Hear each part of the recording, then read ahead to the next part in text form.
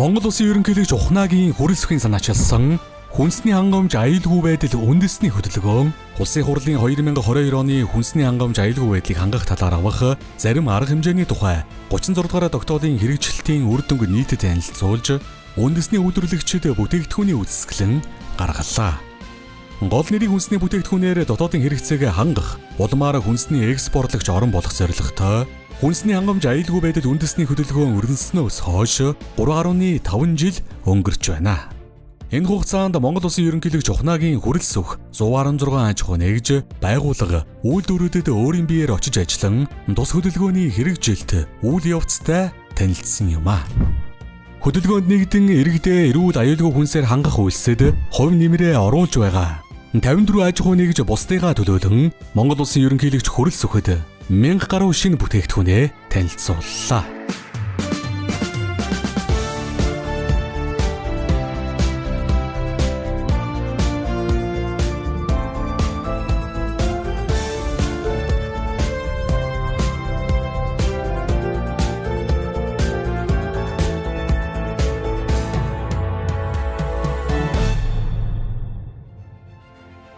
Үндэсний хувьсгал үндэсний хөдөлгөөн ихсээд 3.5 жил болж байна. Энэ бол одоо 5 жилийн хугацаанд хэрэгжих ёстой юм хөтөлбөр анхны шатнд. Энэ хугацаанд би одоо 116 үйлдвэрээр өөрийн биеэр явж орсон байлаа. Одоо өнөөдөр энэ чинь үзэсгэлэндээ өөрсдийнхөө бараа бүтээгдэхүүнийг гаргаад тавьсан байгаа бүх одоо үйлдвэрлэгч нарыг одоо би бараг бүгдийг таньдаг болсон байна. 1000 гаруй төрлийн одоо хүнсний шинэ бүтээгдэхүүн шинээр бий болж ард иргэдийн маань гар дээр очсон байна. 53 хүнсний үйлдвэр одоо шинээр ашиглалтанд орсон байна гэдэг олон сайхан одоо амжилтуудыг сая бид дурдлаа. Та бүхнээрээ үнэхээр одоо маш их баярлж бахархаж байна. Та бүхэн бол улсынхаа одоо үндэсний аюулгүй байдал, хүнсний хангамж, хүнсний аюулгүй байдлыг хангахад ард түмний хоолтой унттай байлгахад одоо асар чухал үүрэг гүйцэтгэж байгаа ийм эрхэм одоо үйлдвэрлэгч нар, баялаг бүтээгч нар байна. Ард иргэд маань бас эх оронч худалдан авахч нар байна. Тийм ээ? Үндэсний үйлдвэрийн бүтээгдэхүүнүүдийг худалдаж авдаг тийм эх орноо гэсэн сэтгэлтэй байх ёстой. Тэр үндэснийхээ үйлдвэрлэгчний бүтээсэн тэр хоол хүнс бараа бүтээгдэхүүнийг өөрсдөө худалдаж авна гэдэг бол тэднэртээ үзүүлж байгаа асар том хөрөнгө оруулалт, асар том дэмжлэг, асар том урам, асар олон ажлын байрыг хадгалж үлдэнэ гэдэг. За Монгол Улсын ерөнхийлөгч санаачлан хүнсний хангамж аюулгүй байдал үндэсний хөдөлгөөнийг 2022 оны 5 сарын 13-ны өдөр одоо парламентээр зарлж эхлүүлсэн. Улмаар одоо 6 сарын 17-ны өдөр Улсын хурлын тогтоол батлагдсанаар энэхүү хөдөлгөөн одоо эхэлсэн. Хүнсний хангамж аюулгүй байдал үндэсний хөдөлгөөний хүрээнд гарсан зарим бодит үр дүнгууд. Хүнс үйлдвэрлэгчид баялаг бүтээгчтэй 5-6% хүүтэй 3-5 жилийн хугацаатай нийт 1.3 орчим их найт төгрөгийн зээлийг 2525 орчим аж ахуй нэгж эргэнд олгож санхүүгийн бодит тэмцлэг үзүүллээ. 1000 гаруй шинэ хүнсний бүтээгдэхүүний нэр төрөл бий болж үйлдвэрлэл бодитоор өслөө. Суур дид бүтэц өргөжж үйлдвэрлэлийн хүчин чадал нэмэгдлээ. Хүнсний бүтээгдэхүүний импорт буурч экспорт өслөө.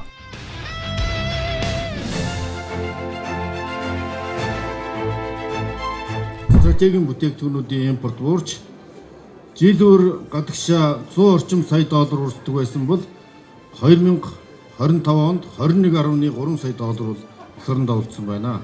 Эдгээр төр хувийн хөгжлийн иргэний гурван хамтын ажиллагааны үр дүнд ийм бодит акцизчлууд гарсан байна. Хүнсний хувьсгалын том зорилго бол энэ сав баглаа буудлын кластерыг босгох байсан. Хүнс үйлдвэрлээд байдаг сав баглаа буудал хадгалах хугацаа олон улсын нөгөө стандарт хүрдэг. Тэгээ энэ дээр бол манай сав баглаа буудал одоо бие даасан кластер болж гарч ирсэн. Ер нь бол амжилттай байгаа. Хүнсний хувьсгалын өрөөнд ингэж хөнгөлтэй зээлээр олгож байгаа. Тэгээ манай сүүний урамшууд бол сүүний салбарыг хөгжихэд бол хамгийн том одоо чухал төлөвлөсөн. Эрчимчин аж ахуйг илүү хөгжүүлэх, Монгол хүнд ерөн эрүүл хүнсийг хүргэх зорилготойгоор бид нэр яг үйлдвэр дээр 100% бэлтгээд ангилаад бас хүний ажлыг хөнгөвчлөх зорилготойгоор бид нэр яг нөгөө үйлдвэр дээр бүх төрлийн махыг хоолны бэлтцээр нь хийгээд хүргэдэг байгаа. 36 дугаар тогтоолын нөлөөгөөр манай борлуулалт 10 дахин нэмэгдсэн байна. Үрдүн борлуулалт. Тэгээд стартап компани байжгаад одоо бие даасан компани болж туслаа гарч ирж байгаа. Бидний бүх бүтээгдэхүүнийг нь органик хэрэгчлэг авчиж байгаа. Органик гэж байгаа яагаад гэвэл бидний одоо байгаа махныхаа малч хүн түүхийдийн үнүүдийг дахиад илүү өндөр үнэтэй зарах боломжтой. Дэлхийн зах зээл рүү гарах болцоонуудыг бид бүх зүрхэд бэлдээд байгаа. Энэ байцааны энэ суултыг танилцсанаар бид нар Монголд 2 сараас эхлээд Хятадын байцаа импортоор орж ирдэг асуудыг бүрэн зогсоосон. Анх бол үндэсний өвсгөл болон хөдөө аж ахуйн яамтай хамтраад Монгол улсад ингээд амжилттай цагаан будаа хурааж авсан байгаамаа. Энэ бол Монгол улсад ургаад цайруулсан яг бэлэн будаа байна. Тэгэхээр Монгол будаа тариад ургана гэж хүмүүс яддагээс одоо уралж байгаа үстэй тийм. Тэгэхээр хөдөө аж ахуйн яам болон ерөнхийлөгчийн тамгын газартай хамтарчих юм бол цаашдаа 10 жилийн хугацаанд бол дотоодоо бүрэн ханах боломжтой гэж би олон өрөөд өгнж байна. Хуц бол одоо 1 м квадратаас авах ургацаад 18 кг байсан бол одоо метр квадратаас авах ургацаад бол ерөнхийдөө 40-өөс 60 одоо килограмд одоо хүрсэн ийм том одоо амжилтыг одоо үзүүлсэн. Борлуулалт ерөнхийдөө их сайн. Хүнс хөдөө аж ахуйн салбараа өнгөрсөн жилийн мөн үетэй харьцуулахад дотоодын нийт бүтээгдэхүүнд 5.6% өсөлт авчирсан. Энэ өсөлтийн 3.6%-ийг хүнсний боловсруулах салбарын үйлдвэрлэл эзэлж байна. Мөн хүнсний хувьсгал хөдөлгөөн, Батрын 4-р аян, цагаан галтай хөтөлбөрийн дүнд хүнс хөдөө аж ахуйн хөнгөн үйлдвэрийн салбарт 44 мянган ажлын байр шинээр бий боллоо.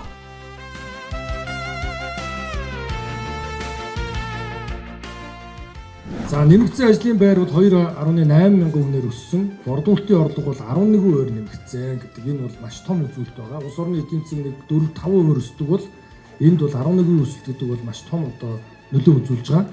За энэ салбарт хамгийн хөнгөлөлтөө зээл олгогдсон байгааг энд бас та бүхэндээ онцлон танилцуулъя. За 754 тэрбум төгрөгийг 410 аж ахуй нэгж 3 иргэнд олгосон байгаа.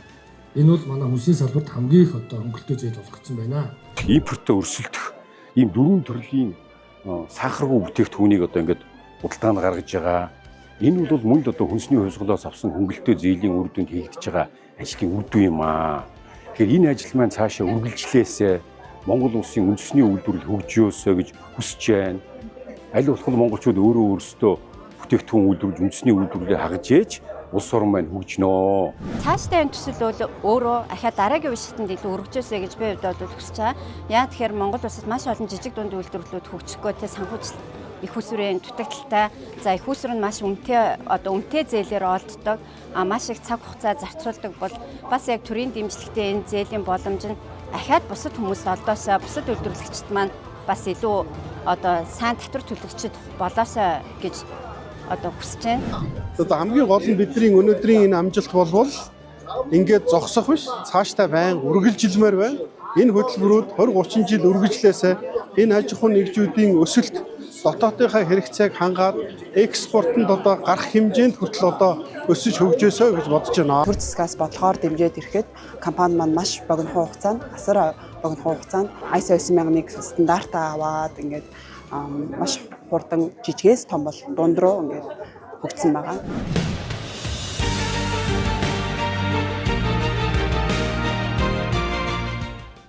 Одоо Монгол улсын зүг нь маш бодтой энэ дэмжих хөтөлбөр хэрэгжиж эхэлсэн. Үүний үр дүнд хүнс үйлдвэрлэгчд үйл ажиллагаагаа сайжруулах боломж нөхцөл бүрдсэн. Үүний үндсэн шалтгаан юу гэхээр урт хугацаатай бага хүүтэй зээлийг хүнсний үйлдвэрлэгчд олгож ирсэн байдаг.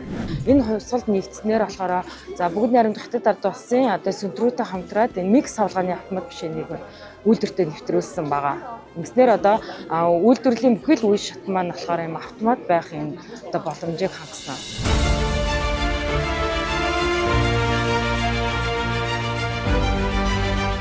(22-оос 25 оны хооронд нийтдээ 600 гаруй аж ахуйн нэгжлүүд 60 гаруй тэрбум төгрөгийн зээлийг олгоод байна. За энэ бол бас жижиг үйлдвэрлэх сангаас хүнсний чиглэлийн жижиг дундуудаа дэмжсэн ийм бодлогыг хэрэгжүүлсэн.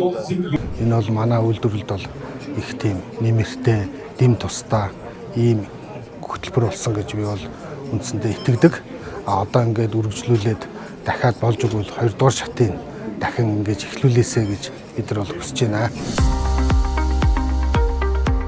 Хүнсний хангамж аюулгүй байдал үндэсний хөдөлгөөний хүрээнд төрийн 35 байгууллага хамтран 5 зорилтын хүрээнд 114 төрлийн арга хэмжээг төр хувийн хэмжлийн түншлэлээр хэрэгжүүлж байна. Хүнсний салбарт үйл ажиллагаа явуулж байгаа иргэн аж ахуй нэгжийн орлогын албан татварыг 50-90% хөнгөлөлт үзүүлж 19 чиглэлийн 428 нэр төрлийн импортын барааны гайлын татварын хөнгөлөлт үзүүлжээ. Мөн шар манжин, байцаа, чинжүү хүнс болон үрийн улаан буудай, навчид ногоо зэрэг 10 төрлийн хүнсний ногоонд тоон тутамд 100,000 төгрөгийн урамшуулал олгож байна. Ерөнхийлөгч хөрөлсөх хүнсний хувьсгал нэгдэн үйлдвэрлэлээ өргөжүүлж олон мянган ажлын байр бий болгон татвараа төлж байгаа аж ахуй нэгж баялаг бүтээгчдэд болон хамтран ажиллаж байгаа төрийн бус байгууллага олон улсын байгууллагуудад талархал илэрхийллээ. Хүнсний хувьсгал богино хугацаанд шийдэгдэхгүй. Дэлхийн олон улс 30-аас 50 жилийн туршид төр хувийн хөвшлийн хамтрал, бодлого, технологи, хөрөнгө оруулалт, хамтын ажиллагааг тасралтгүй хэрэгжүүлснээр хүнсний аюулгүй байдлаа хангаж чадсан байдаг. Иймээс хүнсний хувьсгалын хугацааг 5 жил гэж хязгаарлалгүй тууштай үргэлжлүүлэх нь зүйтэй гэж үздэг. Үндэсний үйлдвэрлэгчид, аж ахуй нэгж, баялаг бүтээгчид иргэд илэрхийлж байлаа.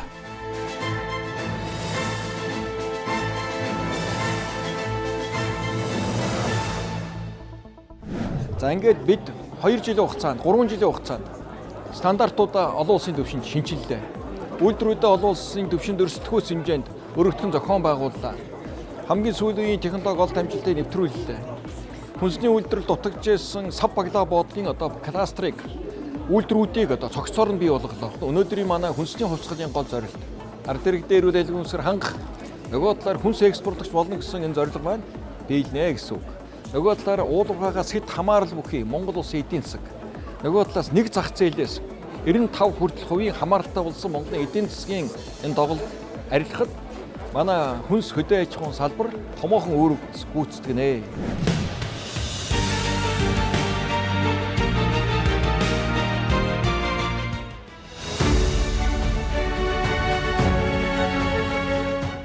Одоо зээлийнхээ хугацааг биднээс 10 жил, 15 жилээр тавих юм бол энийг ингээд хөл дээр нь тогтцол суурьтай бат бөх болтол нь биднээс хугацааг нь жоохон урт тавьж ирэх юм бол их үйлдвэрлэгч нар их баярлах юм байна. Одоо бид нарт хүнсний хувьсгалыг дараачийн шатанд гаргах 19 нэр төрлийн бүтээгдэхүүнээ үйлдвэрлэснээр энийг экспортлогч одоо үндэстэн болох дараачийн хүнсний хувьсгал 2 гэдэг шатанд одоо гарахыг одоо үйлдвэрлэгч нар манай маш их дэмжиж байгаа. Ер нь бол ингээд манай хөдөө аж ахуйн салбарын хөгжил, тэр дундаа манай зүгөө аж ахуйн салбарын хөгжилд бол энэ хөдөлгөөн цаашдаа эрчимчиж, улам эрчимчиж, өргөжиж ингээд бодлого чиглэл үргэлжлээсэй гэж хүсэж байна. Энэ цаг үед бол бас зээлийн үг бууруулж өгнө гэдэг бол маш том дэмжлэг болж болсон байгаа. Энэ олон компани бүтээгдэхүүнийг харахад үнэхээр нөгөө үр дүн маш их сайн гарч байгаа.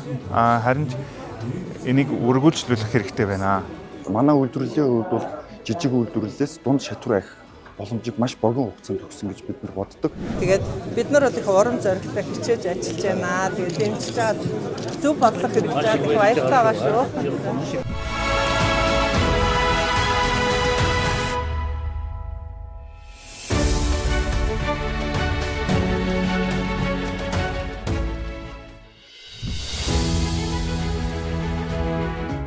Монгол улсын засгийн газрын тэргүүн болон хүнсний хувьсгалчид ажлынхаа үр дүнг Монгол улсын ерөнхийлөгч Ухнаагийн хөрөлсөхөд танилцуулж дуусгаад хүнсний хувьсгал мэргэжлийн холбооны удирдах зөвлөлийн гишүүд 10 дугаар хурлаа хийлээ. Хүнсний хувьсгалын хамт олон төр хувийн хэмжлийн түншлийг идэвхжүүлэн хурцтай ажил хэрэгж ажиллаж байгааг үүгээр харж болох юм. Хуралд хүнс хөдөө аж ахуйн хөнгөн үйлдвэрийн сайд Бадам Сүрэн Монгол улсын ерөнхийлөгчийн үйлдвэр үйлчилгээний бодлогын зөвлөх бөгөөд хүнсний хувьсгал мэргэжлийн холбооны тэргүүн Даваабаяр удирдах зөвлөлийн 45 гишүүн оролцож цаашдын үйл ажиллагааны чиглэлээ хэлэлцлээ. Хүнсний хувьсгал мэргэжлийн холбоо нь хүнсний хангамж аюулгүй байдал үндэсний хөдөлгөөний үр дүнг эрчимжүүлэн хэрэгжилтэнд санал хүсэлтээ илэрхийлж бусад үйлдвэрлэгчтэй мэдээлэлээр шуурхаа хангаж дотоодын хүнсний хэрэгцээг хангахаас гадна Монгол үйлдвэрлэсэн бүтээгдэхүүн дэлхийн давцанд гарахын төлөө нэгдэн ажиллаж байна. Хуралдаанаар төр хувийн хэмжлийн хамтын ажиллагааг сайжруулах, дэмжигч байгууллагуудын тоог дэмэгдүүлэх, салбарын эрх ашгийг хамгаалах зэрэг асуудлуудыг онцлон хэлэлцэж 2026 онд хийж хэрэгжүүлэх ажлын төлөвлөгөөг хэлэлцэж баталлаа.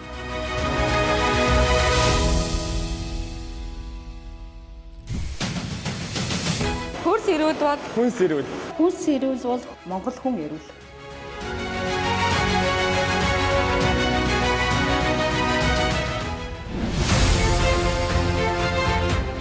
Хүнсний хангамж аюулгүй байдал үндэсний хөдөлгөөн нь зөвхөн хүнсний үйлдвэрлэлийг нэмэгдүүлэх төдийгүй иргэдийн эрүүл мэндийг хамгаалах, хүнсний чанар, аюулгүй байдлыг олон улсын жишгт нийцүүлэх зорилгоор хэрэгжиж байна.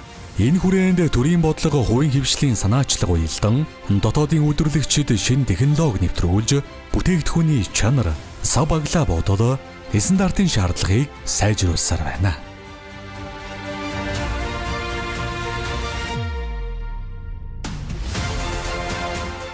Цаашид хүнсний хувьсгал мэрэгжлийн холбоо болон төрийн байгууллагууд хамтран хүнс хөдөө аж ахуйн хууль, худалдааны тухай хууль, эдийн засгийн эрх чөлөөний хууль, баялаг бүтээгчдийг дэмжих тухай хууль болон жижиг дунд үйлдвэрлэлийн тухай хуулийг шинжилэн батлуулж, импортын барааны татварыг үе шаттайгаар нэмэгдүүлэх, татварын реформ зэргийг яаралтай хийх шаардлагатай байгаа юм а.